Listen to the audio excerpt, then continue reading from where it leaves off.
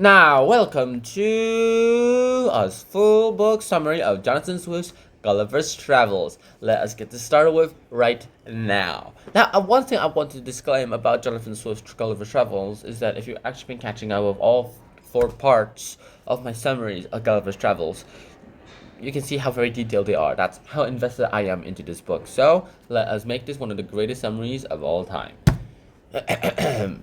Jonathan Swift's Gulliver's Travels.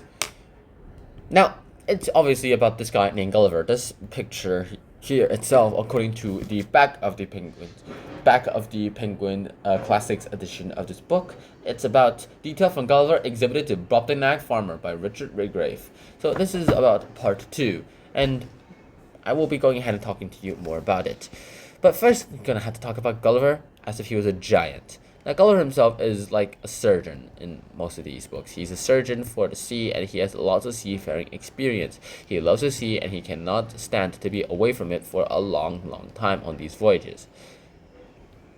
And as such, he goes ahead and figures out that in this way, he can go ahead and realize that nothing itself is going to worry him. Nothing itself is going to go ahead and get him a little bit out of course. So he sets out on a journey, but then on this journey, there's a shipwreck. The ship he's on is shipwrecked, and he's the only sole survivor. And he lands on an island, and then he falls asleep. And then when he falls asleep, he wakes up to be surrounded by a bunch of these miniature little people who go ahead and try to attack him, saying that he's a threat. He's tied down to the ground, and then, well, he's very stupefied by all of this. But he loves the bravery of the people, so he lets them go ahead and carry him all the way throughout the city, where he goes ahead and figures out that he is not exactly in the most ideal place in the world. This is Lilliput, the land of the small people, and he is a literal giant here. He's a giant here, and as such, he is obviously very scared. They are very scared of him, obviously, so the king tries to go ahead and talk some sense to him, but then he somehow manages to learn their language after like a few weeks.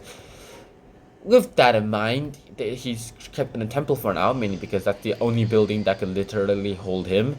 And the Lilliputian king himself tries to go ahead and talk some sense towards Gulliver, and then they finally let him have his freedom under the conditions that he works with construction products, he must be an ally during wartime, and that he must not harm any Lilliputians. Sounds very reasonable, doesn't it? What happens next is that Gulliver himself is recruited to the war against the enemy, where apparently it's another bunch of small people. He goes ahead and decides to, destroy the enemy. He requests for some iron bars and some clips that are very small and look like a pencil on his end, or maybe just like a long rod for him. And so he twists them into like these hooks, and he goes and swims towards the nearby country, mainly because the ocean here is also very shallow compared to like the oceans of the world that he was from. And then he hooks all the ships there after unanchoring them, and then he swims all the way back to the Lilliputians with the enemy ships in hand, meaning that they cannot even travel these oceans anymore.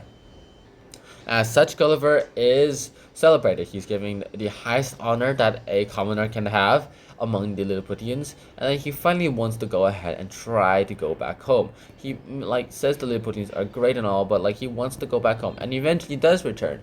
He's banished by the Lilliputians, mainly because his urges to return home makes him look like he's a traitor, and some people, like the general who was supposed to win the war that Gulliver himself won for them, is very jealous of him, and so he decides to create rumors that Gulliver himself is going to destroy Lilliput, or at least try to usurp Lilliput by their neighbors that he just helped defeat, by the way.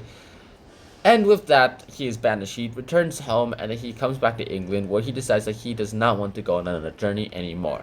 Ha ha ha, sucks to be him. Now it's part 2. Part 2, we have to go ahead and go to the Brobdingnags. Now, the Brobdingnags are the exact opposites of the Lilliputians, where they go ahead and they're giants. They're freaking giants. They're giants in the sense that if Yeah, exactly. This is the giant. This is Gulliver. This is a very accurate representation of what probably happened. Gulliver himself, has went ahead and went along the shores of Brobdingnag, and at Brobdingnag, he realizes that all the plants are for some reason 50 meters tall, and is very confused by this. And he is met by one of those inhabitants are 50 meters tall, or something like that. And he is very scared by Gulliver because he has never seen a small human in his entire life. And as a result, he is kept in the little hand of his pocket until he's went to the homes of the giant people, and then he realizes that they're all giants, and that he is the small one here. He has no inferiority, but he also finds out that they're very dumb, meaning because they only treat him as if he's like a little pet and not some intelligent little creature, meaning because he has a bunch of yatterings that they cannot understand, nor do they wish to care about. So when he goes ahead and meets the king and tries to converse with him about stuff like, hey, let's be friends, dude. We have a bunch of these great innovations. What are you gonna do? And they're all like, yeah, we don't care about it. Gunpowder seems stupid. Your ways of government seems stupid. Everything about your way of life seems stupid. That's about it. When he goes ahead and sees them, he realizes that they are the actually stupid ones and that they have no need for any of this. And so he decides to criticize them very harshly. And he is kept as a pet in a cage for the royal couple for about, apparently, until the day he dies. What happens next, though, is very inauspicious. So he's kept in his cage for a little while until, like, a giant seagull goes ahead and picks him up and then drops him off into the ocean. Where he's drifting along the ocean, he meets people of his own kind, and then he has to adjust life back to England. Mainly because he's been screaming a lot. Because the giants, they're giants. They need a sound to talk to other people. And with this in mind, our Gulliver himself is embarking on a new journey. And his third journey, after a few months of staying in England, whereas the first one he only stayed like 10 days, he arrives at this land of like Laputa. And at Laputa, he's all like, oh, it's a flying island, and it's a bunch of people who love their maths and music.